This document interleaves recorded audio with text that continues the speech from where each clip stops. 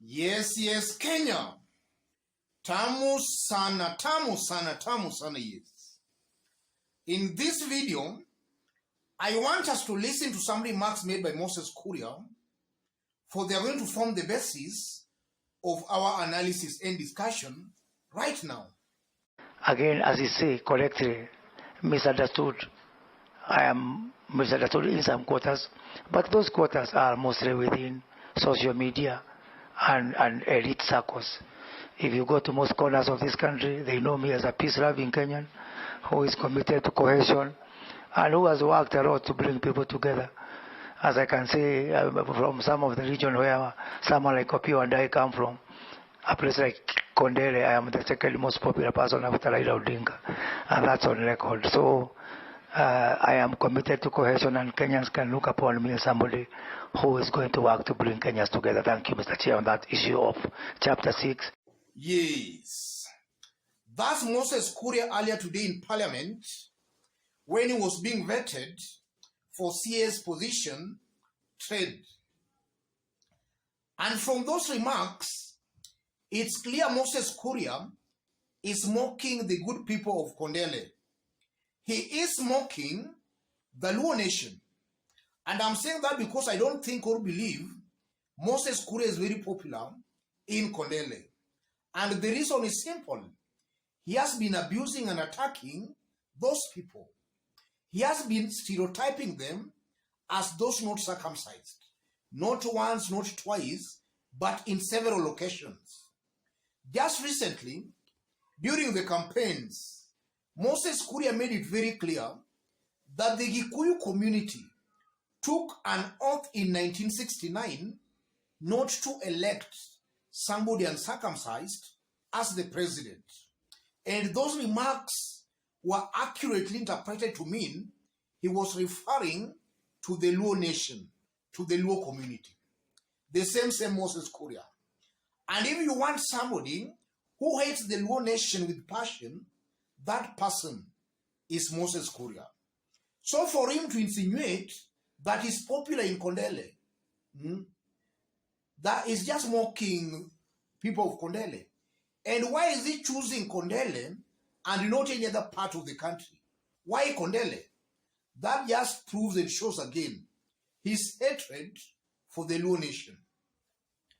And the mere fact again that he's making those remarks right when he's being vetted also shows he has got a low opinion of that vetting panel. He knows that eventually he will just be approved. Whether he's qualified or not, he will just be approved. And he knows that because already he knows that those members of parliament are not independent. They are being directed on how to vote. William Ruto has already directed his members of parliament to approve the list as it is. And they will just do that. Moses Kuria knows that, and he knows that that vetting is just a formality. And that's why yesterday I maintained that that whole vetting process is just wastage of taxpayers' money. There is no vetting being done there. There is no vetting. In fact, it's just a formality. No vetting is taking place there. And that issue of Moses Kuria is a known personality. And also, the mere fact that William Ruto saw him fit to serve as a CS also just proves and shows Ruto has got affinity for leaders of queer characters. He has got this strong affinity for leaders who fails leadership and integrity test. Because Moses Kuria, in several occasions, he has been charged in a court of law of incitement. Not once again or twice. William Ruto saw it fit to nominate Moses Kuria. Mythical in Turi, when William Ruto was nominating him, he had an active rape case in court. Ruto nominated him.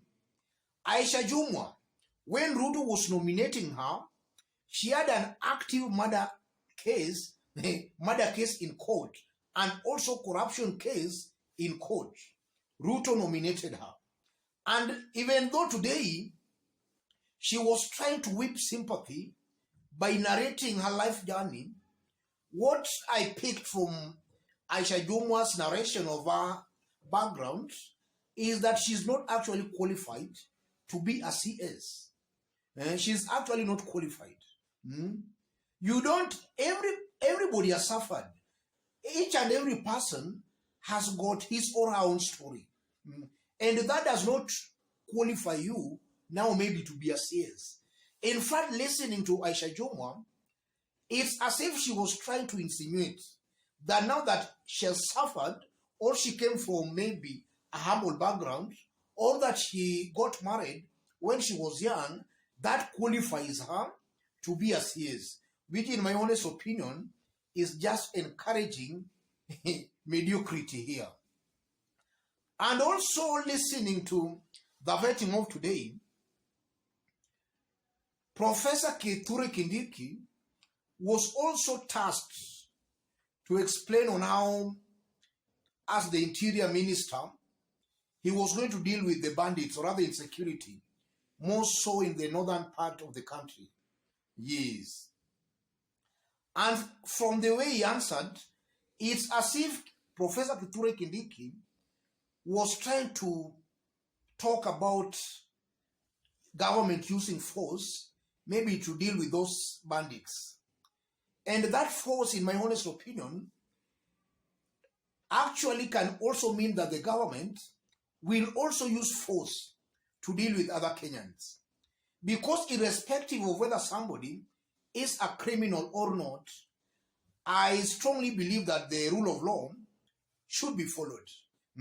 We should not be seeing extrajudicial killings because leaders coming from those areas, in fact, Kosing, and as a member of parliament, also raised that issue, that in Pokot alone, a good number of youth in those areas, or rather in that area of Pokot, are being killed simply because, or rather, if you are just suspected a bit of being a bandit, then you are just being killed.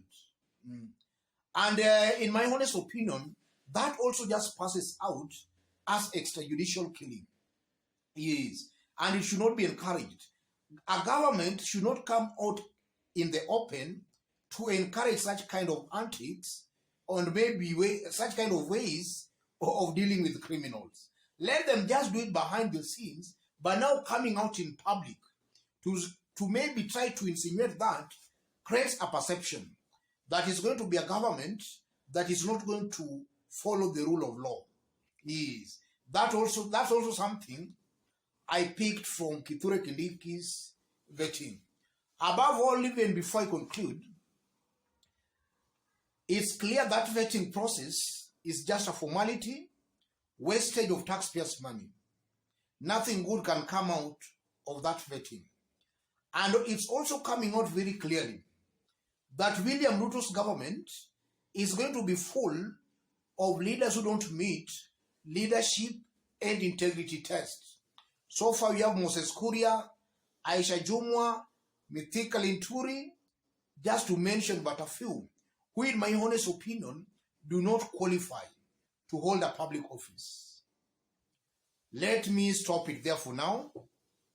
But just as I did indicate when we were starting, if you are watching us for the very first time, subscribe, give this video a like.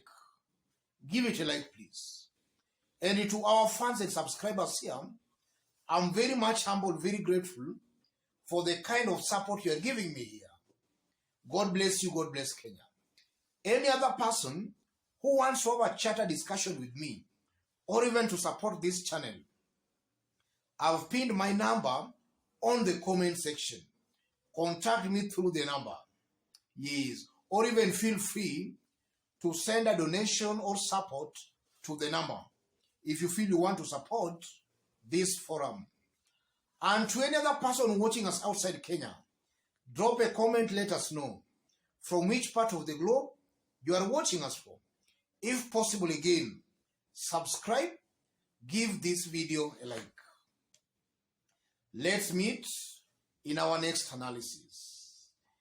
Those remarks by Moses Kuria are very unfortunate and shows clearly he is not fit to hold any public office. Yes, he is not fit to hold a public office.